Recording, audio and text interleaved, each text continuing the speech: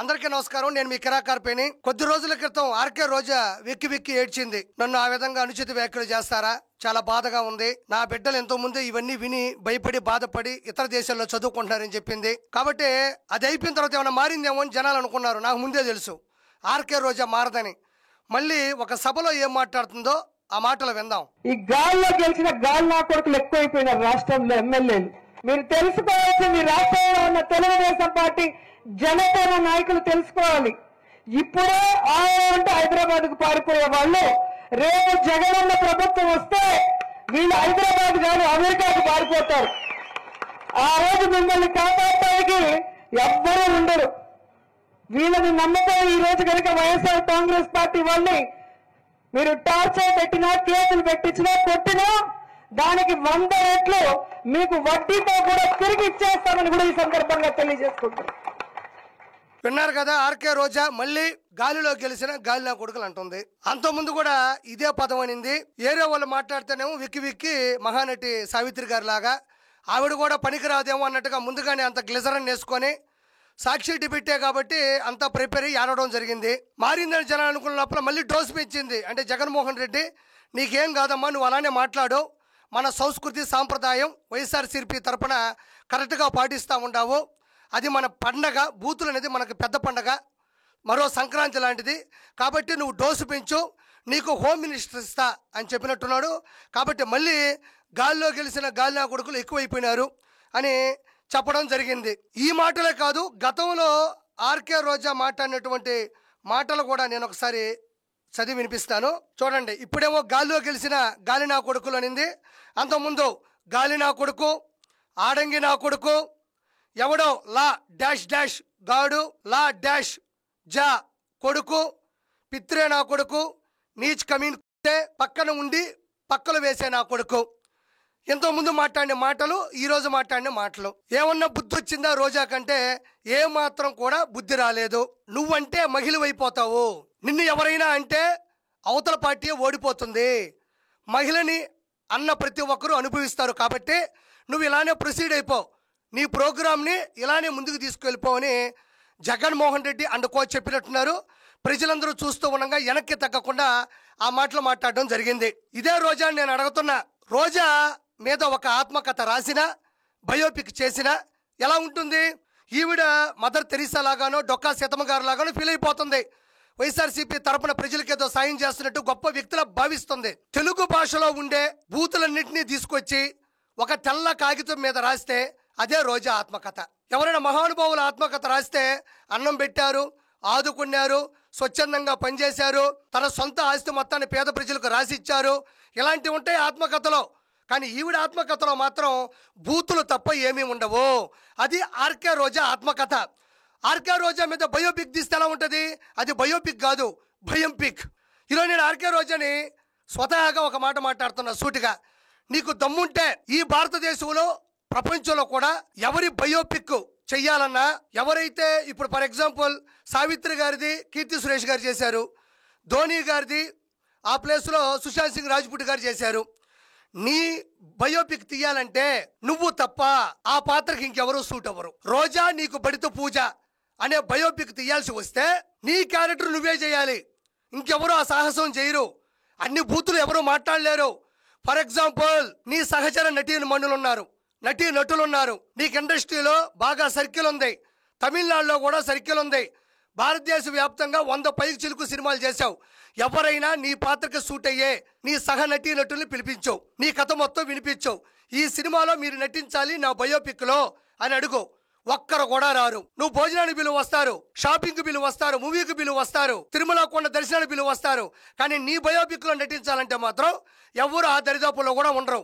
ఇంకొక చరిత్ర నీకు మొదలవుతుంది. ఎవరైనా తన బయోపిక్ చేసేటప్పుడు అదే హావభావాలు, face cuts, language, body language ఇవన్నీ ఉండే వాళ్ళ చేత నటింపు చేస్తారు. అది ఇంట్రెస్ట్ గా ఉంటే జనాలు నచ్చితే సూపర్ డూపర్ హిట్ అయినటువంటి చిత్రాలు కూడా ఉన్నాయి. కానీ నీ బయోపిక్ లో నువ్వే నటించాల్సినటువంటి సందర్భం రాబోతుంది. అంత స్థాయికి దిగజారిపోయినావు. నిన్ను ఎవరైనా ఏదైనా అంటే చాలు, ఈ మధ్యలో కొత్త పాట ఒకటి స్టార్ట్ చేసావు, 4 పదాలు వాడతావు. నేను స్టార్ హీరోయిన్ ని, డైరెక్టర్ భార్యని, ఎక్స్ మినిస్టర్, ఎక్స్ ఎమ్మెల్యేని. ఏమ్మా పూతులు తిడుతున్నావు సభ్య సమాజంలో తప్పు కదా అంటే, నేను ఒకప్పుడు స్టార్ హీరోయిన్ అంటావు. తిరుమల కొండ మీద టికెట్లు అమ్ముకొని కోట్ల రూపాయలు సంపాదించావు తప్పు కదా అంటే నేను ఒక డైరెక్టర్ భార్యని అంటావు. అడ్డదిడ్డంగా అన్నదమ్ముల సాక్షిగా 3,000 కోట్ల రూపాయలు చలామణి చేశావు అంటే నేను ఎక్స్ మినిస్టర్ అంటావు. నగిరిలో ఏ మాత్రం అభివృద్ధి పనులే చేయలేదు అంటే నేను ఎక్స్ ఎమ్మెల్యే అంటావు.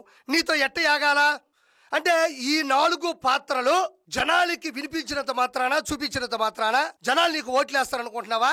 ఈ పాత్రలు కాదు, నీకు రానున్న రోజుల్లో ఇడ్లీ పాత్ర మిగులుతుంది. రోడ్డు పక్కన చిన్న బండి పెట్టుకొని ఇడ్లీ పాత్రతో ఇడ్లీ అమ్ముకోవాలా, చట్నీ చెన్నై సాంబార్ వేసుకొని మాట్లాడేటువంటి నీ భాష ద్వారా ఇదే నీకు శాశ్వత శిక్ష ప్రజలు విధించబోతా ఉన్నారు. నాకు ఇంకోటి అర్థం కాదు ఆర్కే రోజా, మాటికి వస్తే ఈవీఎంలు అంటావు, కాసేపేమో అదృష్టం అంటావు, కాసేపేమో గాలికి గెలిచారంటావు. ఈవీఎంలా అదృష్టమా గాలికి గెలిచారా?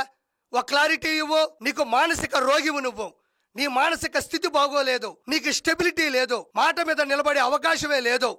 నీకు దండం పెడతా, ఎర్రగడ్డలో జాయిన్ అవ్వు. ఎర్రగడ్డలో జాయిన్ అయినా మరో బోరుగడ్డ, ఎర్రగడ్డలో జాయిన్ అయినా మరో బోరుగడ్డ. బోరుగడ్డకి ఏ మాత్రం తక్కువ కావు. నీ భాష, నీ బాడీ లాంగ్వేజ్ బోరుగడ్డని ఎలా మాట్లాడుతున్నాడో అంతమించి రెట్టించిన ఉత్సాహంతో మాట్లాడుతూ ఉండవు. తర్వాత ఎక్కడోళ్ళు అక్కడ దాక్కోవాలా. గెలిచిన తర్వాత 1 year నువ్వు చెన్నై బోర్డర్ దాటి ఆంధ్రాలోకి రాలా. దాక్కోవడం గురించి నువ్వు చెప్తున్నావు. అన్న యలహంక ప్యాలెస్కి వెళ్తాడు హెలికాప్టర్ ఎక్కి, అక్కడి నుంచి బయటకు కూడా రాడు, ఇక్కడ ఉంటే ఎవరు అరెస్ట్ చేస్తారో అని దాక్కునే దాని గురించి నువ్వు చెప్తున్నావు.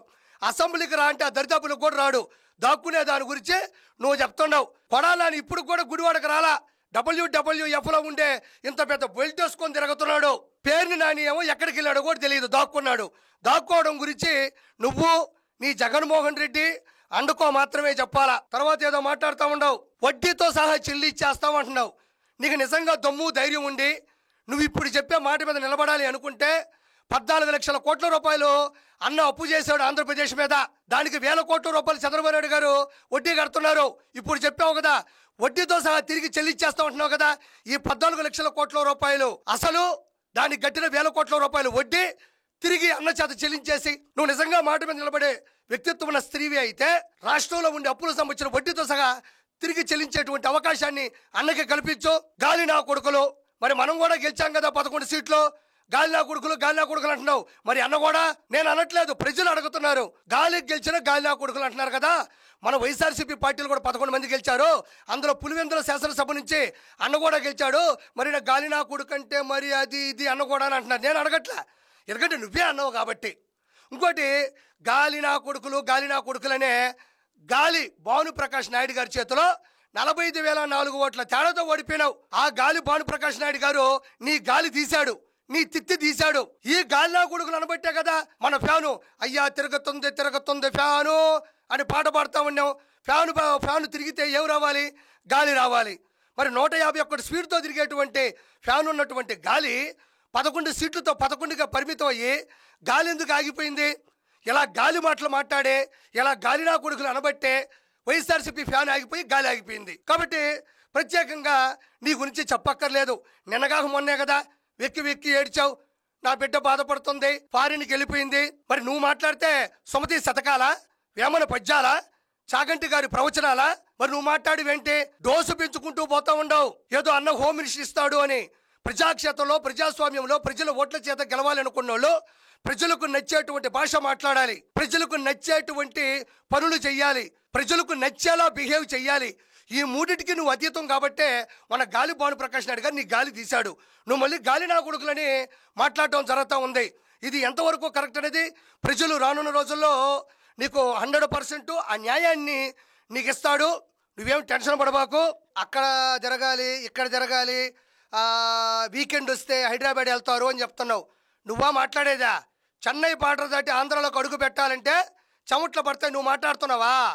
బెంగళూరు బారుల్లో తాగుతావు, చెన్నై పబ్బుల్లో ఎగరతావు, దిగిన తర్వాత నెగిరికొచ్చి ఊరు ఎగతావు. నువ్వు మాట్లాడాలా?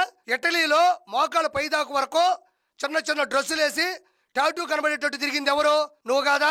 నువ్వు కూడా మాట్లాడుతూ ఉండవా? 3,000 కోట్ల రూపాయలు సంపాదించి చెన్నైలో, మద్దూరులో, మైసూరులో, ఢిల్లీలో డబ్బులు ఆదా చేసి అక్కడ పెట్టుబడి పెట్టింది ఎవరు? నువ్వు కాదా? మరి ఇతర రాష్ట్రాలకు ఎందుకు వెళ్ళావు? 3,000 కోట్ల రూపాయలు నీకు దమ్ముంటే నగరిలో పెట్టకపోయావా? నువ్వు కూడా మాట్లాడుతున్నావా? మళ్ళీ ప్రజలారా, ఈ హరిహర వీరమల్లు గురించి పవన్ కళ్యాణ్ గారు నిన్న మాట్లాడటం జరిగింది. ఆయన ఏం మాట్లాడారో ఒకసారి విందాం. ఇవన్నీ చెప్పాను అనుకోండి, ఈ పవన్ కళ్యాణ్ ఏ ఊరు వెళ్ళినా కనిగిరి వెళ్తే కనిగిరిలో పెరిగానంటాడు, వైజాగ్ వస్తే వైజాగ్లో పెరిగానంటాడు. కానీ నేనేం చేస్తాను, అందుకే నా పేరు పవనం. నేను తిరుగుతూ ఉంటాను, వెళ్తూ ఉంటాను. మనం పవనాలు అయితే అవి కూపస్తా మండూకాలు ఇలాగే మాట్లాడతారు. బావిలో కప్పలు గిరిగిసుకొని కూర్చుంటే వాళ్ళకి అర్థం కావు. పవనం తాలూకు శక్తి వాటికి అర్థం కాదు. పవనం సర్వంతర్యామి. ఇక్కడ పవన్ కళ్యాణ్ గారు ఏమన్నారు, నేను ఏ చోటుకి వెళ్తే ఆ చోట్లో పెరిగాను పుట్టానని చెప్తూ ఉంటాడు అన్నాడు. బాపట్లో పుట్టారు కాబట్టి బాపట్లో నా జన్మస్థలం అని చెప్తారు. నెల్లూరులో వాళ్ళ నాన్నగారు హెడ్ కానిస్టేబుల్గా ట్రాన్స్ఫర్ అయ్యారు, అక్కడికి వచ్చారు. అక్కడే విఆర్ లా కాలేజీలో నాగబాబు గారు చదువుకున్నారు. చిరంజీవి గారు స్టార్ హీరో అయినప్పుడు కూడా అక్కడి నుంచే వెళ్తూ ఉండేవారు. ఇప్పటికీ ఆయన యొక్క గత స్మృతులన్నీ కూడా అక్కడ ఉన్నాయి. అదేవిధంగా నాగబాబు గారు కూడా అక్కడే చదువుకున్నారు. పవన్ కళ్యాణ్ గారు కూడా చిన్నప్పుడు విద్యాభ్యాసం అక్కడ చేశారు. విశాఖపట్నంలో సత్యానంద గారి ఫిల్మ్ ఇన్స్టిట్యూట్లో ఆయన యాక్టింగ్ నేర్చుకున్నారు కాబట్టి విశాఖపట్నంలో కొన్ని రోజులు ఉన్నారు. చెన్నైలో బంధువులు ఉన్నారు, పాత ఇండస్ట్రీ కూడా ఉన్నింది అక్కడే కాబట్టి చిరంజీవి గారి షూటింగ్లకు ఆయన ఇల్లు ఉండొచ్చు కాబట్టి చెన్నై గురించి చెప్పుంటారు. అందులో తప్పే ఉంది. మన జీవితంలో, మన ప్రయాణంలో, మన గమనంలో, మన పయనంలో వివిధ రకాల అయినటువంటి అంశాలు వివిధ రకాల రాష్ట్రాల నుంచి వివిధ దేశాల్లో కూడా అనుసంధానం అయి ఉంటుంది. అందులో తప్పే ఉంది. ఆయన అన్న దాంట్లో అసలు ఒక్కటి కూడా పొరపాటు లేదు కదా. ఎక్కడికి వెళ్తే అక్కడికి వెళ్ళి చెప్తాడు అంటే ఆంధ్రప్రదేశ్లో 10 జిల్లాల్లో ఆయన తిరిగాడు. దానికి సంబంధించినటువంటి ఆయన జ్ఞాపకాలు నెమరేసుకుంటున్నారు. అందులో తప్పే ఉంది. ఇప్పుడు మీ కూతురు ఇటలీలో చదువుకుంటుంది, మీ అమ్మాయి ఎక్కడ చదువుకుంటుందంటే ఇటలీలో చదువుతున్నది, నేను వెళ్ళి ఇటలీకి వెళ్ళి చూశాను అంటావు. మీ ఆయన చెన్నైలో పెద్ద డైరెక్టరు, మరి నువ్వు చెన్నైకి వెళ్ళాల్సి వస్తుంది. మీ అబ్బాయి ఢిల్లీలో చదువుకుంటున్నాడు, ఢిల్లీకి వెళ్ళాల్సి వస్తుంది. మరి ఎక్కడ చదువుతున్నాడు అన్నప్పుడు ఆ ప్రదేశం, ఆ దేశం, ఆ రాష్ట్రం అవి ఎవరైనా చెప్పుకుంటారు. దానికి తప్పే ఉంది. ఆయన జీవితంలో ఉండే అంశాలు ఇదేమన్నా అన్యాయమా, అక్రమా, ఇదేమన్నా భూత, లేకపోతే ఇలా చెప్పడం వల్ల ప్రజలు ఏమన్నా ఓట్లేస్తారా? ఆయన ఏ ప్లేస్కి వెళ్తే ఆ ప్లేస్ సరిగ్గా తగినటువంటి జ్ఞాపకాలు నెమరేసుకుంటున్నారు, ఆయన చెప్పుకుంటున్నారు. ఆయన మీరు పదే పదే చెప్పడం వల్ల 100% మీరు కప్పలు, బాయిలో కప్పలే కాబట్టి మీరు ఎక్కడెక్కడే జరుగుతుంటారని చెప్పాడు. అందులో తప్పే ఉంది. దానికి ఆర్కే రోజా ఒక ట్వీట్ చేసింది అనుకుంటా. అసలు ఇలాంటి ట్వీట్ ఆయన ఎలా మాట్లాడినారు, నువ్వు ఎలా మాట్లాడుతుంటావు? ఇది మనుషులు ఎవరైనా ఇంత జుగుప్సాకరమైనటువంటి ట్వీట్ చేస్తారా? ఇలాంటి మెసేజ్ పోస్ట్ చేస్తారా? నోటుకొస్తే ఎబ్బెట్టైన మాటలు, జుగుప్సాకరమైనటువంటి పోస్టులు. ఆయన అన్న మాటకి నువ్వు పెట్టింది అపాన వాయువు అంతటా ఉంటుంది, కానీ ఏమి లాభం. దీని అర్థం కూడా నేను చెప్పను. చాలా జుగుప్సాకరమైనటువంటి మాట ఇది. ఇదొక పోలిక. ఆయన చెప్పిన దాంట్లో నిజంగా అబద్ధం ఏమన్నా ఉంటే, ఏమయ్యా పలానా చోట నువ్వు తిరగలేదు కదా, ఎందుకు చెప్పావని అడగాల. అది కూడా ప్రజలకు అవసరం లేదు, నీకైతే అసలు అవసరం లేదు. ఇదేంది ఈ పద్ధతి నాకు అర్థం కావడం లేదు. నీకు ఎవరు ఈ గైడెన్స్ ఇస్తున్నారు? ఈ భాష, ఈ వల్గర్ లాంగ్వేజ్, ఈ సోషల్ మీడియాలో ఈ పోస్టులు నీ పిల్లలు కానీ, నీ భర్త కానీ, నీ సాటి హీరోయిన్లు కానీ, ప్రజలు కానీ చూడరా? ఇదేమన్నా చెవులో చెప్పిందా, గోడ మీద రాసిందా? ఎందుకు ఇంత దిగజారిపోతున్నావు? ఓకే, ఇది నేను చదివి వినిపించాను, మీ విలువైనటువంటి కింద కామెంట్లో పెట్టండి, నేను ఇంకా అడగదలుచుకోవాలా. దీనికి ఏమన్నా అర్థం ఉన్నటువంటి కామెంట్ రోజా ఇది. అందుకనే నీ నోరుని డ్రైనేజ్తో పోలుస్తారు, నోరేమో డ్రైనేజ్ కంపుతో పోలుస్తూ ఉంటారు. మరి ఎందుకో నాకు అర్థం కావడంలే.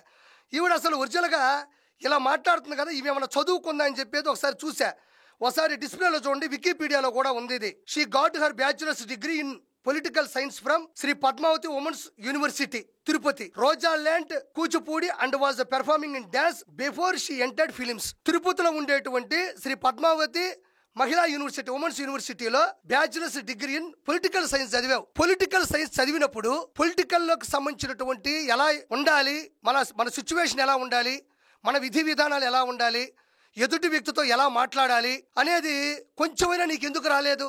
ఇంత చదువు చదివావు. భారతదేశంలోనే, ప్రపంచంలోనే వన్ ఆఫ్ ద బెస్ట్ మహిళా యూనివర్సిటీ ఇది శ్రీ పద్మావతి. అంత పెద్ద యూనివర్సిటీలో చదివిన నీకు చదువు అబ్బిందో లేదో తెలియదు కానీ సంస్కారం, సభ్యత మాత్రం నీకు అలవాటు అవ్వాల. ఏ యూనివర్సిటీలో అయినా, ఏ కాలేజీలో అయినా, ఏ స్కూల్లో అయినా, ఏ ట్యూషన్ దగ్గరికి వెళ్ళినా చదువు నేర్చుకునేది సభ్యత, సంస్కారం కూడా రావాలని. చదువు మాత్రం చదివినావు, నీకు సభ్యత, సంస్కారం ఎందుకు రాలేదు? నేను పెంపకం గురించి కూడా మాట్లాడదలుచుకోవాలి. ఎందుకంటే మీ కుటుంబంలో ఎవరు ఆ విధంగా మాట్లాడరు, నీ ఒక్కదానికే ఆపాదిస్తున్నారు అందరూ కూడా. మళ్ళీ Kuchipudi and was performing in dance before she entered films. Kuchipudi అన్నా కూడా భారతీయ సాంప్రదాయానికి సంబంధించినటువంటిదే కదా. ఆ సాంప్రదాయం ఒక కూచిపూడి డ్యాన్స్ చేసేటప్పుడు ఒక మహిళని, ఒక దేవతలు ఆరాధించే పొడమి ఇది. అక్కడ వచ్చేటువంటి పద్యాలైనా, పాటలైనా, వాటికి సంబంధించిన మిగతా శ్లోకాలైనా ఏదైనా కావచ్చు, ఆ నోరే ఈ గబ్బు నోరుతో మాట్లాడుతుందంటే ఆ కూచిపూడి యొక్క పెర్ఫార్మెన్స్కి ఏముంటుంది? కూచిపూడి పద్మావతి ఉమెన్స్ యూనివర్సిటీలో నువ్వు పొలిటికల్ సైన్స్ చేసావా? ఇది చెప్తే ఎవరైనా నమ్ముతారా? ఆ యూనివర్సిటీకి కలంకంలో ఉండవే నువ్వు. ఎప్పుడు నేర్చుకుంటావు ఇవన్నీ? నోరు తెరిస్తే బూతులు, నోరు తెరిస్తే అబద్ధాలు, సాటి మహల్ని కించపరుస్తుంటే డ్యాన్సులు వేయడాలు, సొంత పార్టీ నుంచి అంటే ఫస్ట్ అమ్మలాంటి పార్టీ నుంచి బయటకు వచ్చి దాన్నే దూషించడాలు, చంద్రబాబు నాయుడు గారిని అన్యాయంగా అరెస్ట్ చేస్తే స్వీట్లు పంచడాలు, బాణాసంచాలు పేల్చడాలు, డీజే సాంగులకి డ్యాన్స్ వేయడాలు. నువ్వు కూడా మాట్లాడుతూ ఉంటే జనాలు నిన్ను ఏమనుకుంటారు?